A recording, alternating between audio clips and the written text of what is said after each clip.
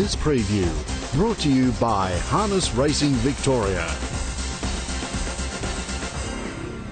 Melton Harness tonight, 10 race card instead of the normal 12, but a beauty, and let's hope we can find the bulk of the 10 winners. Starting off with a special, and I thought there was number one Stormed Out in race one. It's only had the 2 runs from a spell. It's trained by Chris Alford, driven by Chris. Now, not only a top driver, but he's making himself a good name as a trainer these days. Heat and final affair. This is its run at Echuca, where it was able to beat What's the Big Idea, who was its main danger there and one of its main dangers tonight. What's the Big Idea? The inside. Stormed Out called on now. Stormed Out loomed on the outside of What's the Big Idea. What's the Big Idea tries to respond, but Stormed Out went on by and Stormed Out won it. What's the Big Idea? Second, Mudamere third, Photo fourth between War Emblem and Aces and Eights. Then maybe better Sabrina Miss from... Yeah, perfectly drawn here, Stormed Out. Took the trail on that occasion. May be able to lead all the way here over the 17.20. If not, it would possibly hand up to perhaps number 4, Indulgent, who looks its main danger, drawing the front line Indulgent. It won a heat of this series at Stall recently. First up, it was a very tough effort to win that race and must be improved by its first run since August. 11, What's the Big Idea? You just saw there in the Echuca heat, running second to Stormed Out after leading. It was a good first up winner at Shepparton by a big space. It's only had the 2 runs from a break. Will be further improved by those runs, but the barrier's a little awkward. Fourth pick, number 5, My Burning Desire, 1, 4, 11 and 5 in race 1. Race 2 on the card, and this is a sprint race for the MOs, the Metropolitan, virtually Metropolitan maidens. They're certainly not maidens. They've won plenty of races around the country, but I think NTO, number 9, gets its chance of winning its first Metropolitan race here. It's had a very good lead-up with a terrific form in the country this season. It's won 5 of its 9 starts this term, and first up for a month, won at Bendigo last time very impressively. Beat a Cut for an Ace, who's been a winner since. Second pick, number 3, Ballock Buey. Its claim to fame was, not that it needs any more claim to fame than winning 2 of its last 3, going back about 5 runs. It beat Restrepo in a heat of the Central Victorian Championship. Restrepo going on and running in the Chariots of Fire at Menangle on Sunday. Third pick in the race is number 8, Hoka Mark. Improved effort went third at Cranbourne to Pocket Legend last time. At this level, it'll get a nice trail, possibly behind the early leader. And a fourth pick is number 11, Pocket Legend, who has gone really well since being transferred to Ross Sugars, going back about 3 or 4 months. Last start, Cranbourne winner in that same race. Hoka Mark ran third. 9, 3, 8 and 11 in race 2. The Bit of Bliss Pace, of course, all these, or most of these horses, or race names, or some of these race names tonight, named after horses in Sunday's Inter Dominion Grand Final, the Victorian ones I'm talking about. Race 3 on the card, the Inter Dominion Sunday Pace. It's a sprint race for the MO mares. A terrific race. I think there's 3 very much pretty equal chances in numbers 1, Tara Top Lady, 2, the Midnight Rain, and 4, Valiant Sue. Tipping number 1, Tara Top Lady. It hasn't run since December the 17th, but it's sharpened for this with a very good trial recently, a trial win at Geelong, and it's got the perfect alley for Emma Stewart, David Moran taking the drive. 2, the Midnight Rain, very tough horse, was going to win a race at Cranbourne last time and beat the Pocket Legend, who we've tipped a place in the previous, but it made a mistake getting to the line. Previous 2 wins in Tasmania were good, and a Melton winner going back 5 starts. 4, Valiant Sue, burst onto the scene winning something like its first, or 7 out of its first 8 starts.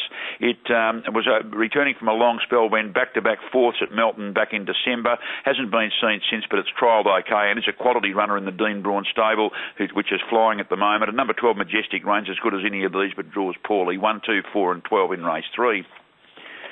Race 4, the Charlton Cup Sunday Pace, and that tells us the Charlton Cup is next Sunday. A good meeting there too to coincide with the Inter Dominion. Tipping here, number 13, Gamblers Rustler, in a very open race.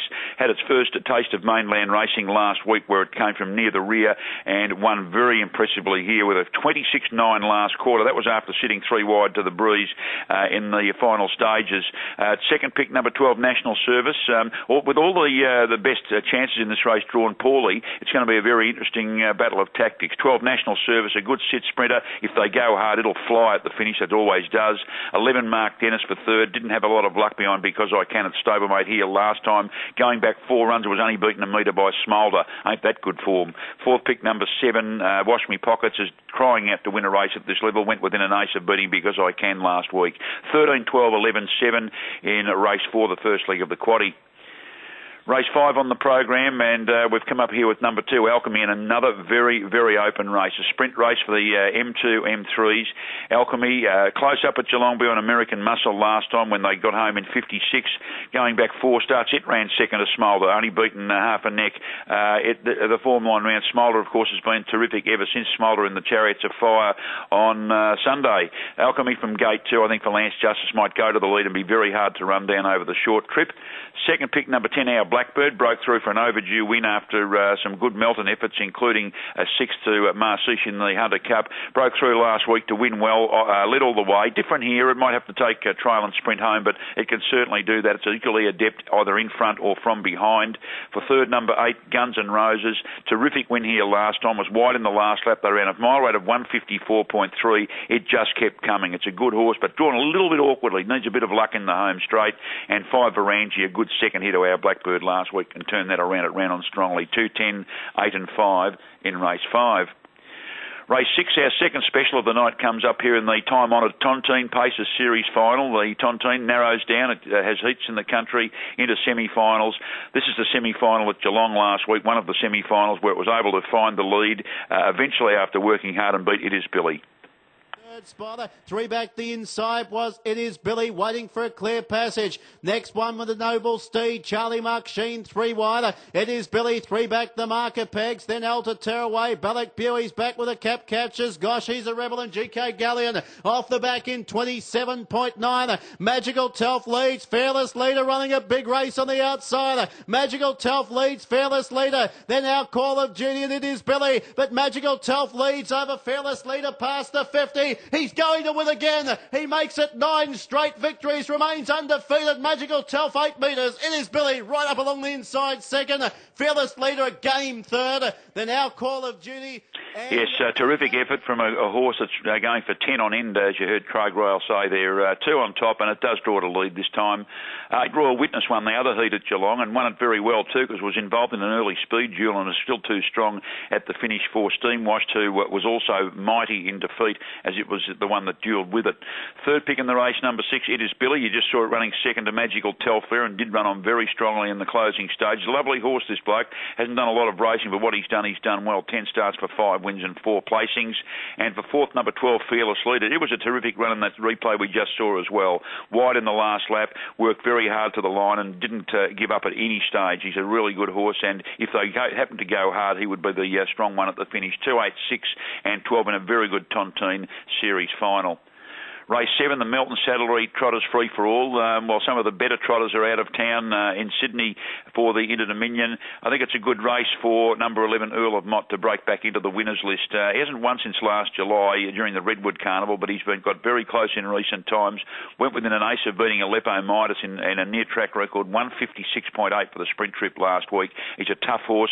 He'll go around them. I think he can find the breeze, and if he does it, I think he's good enough to sit in the breeze and beat these.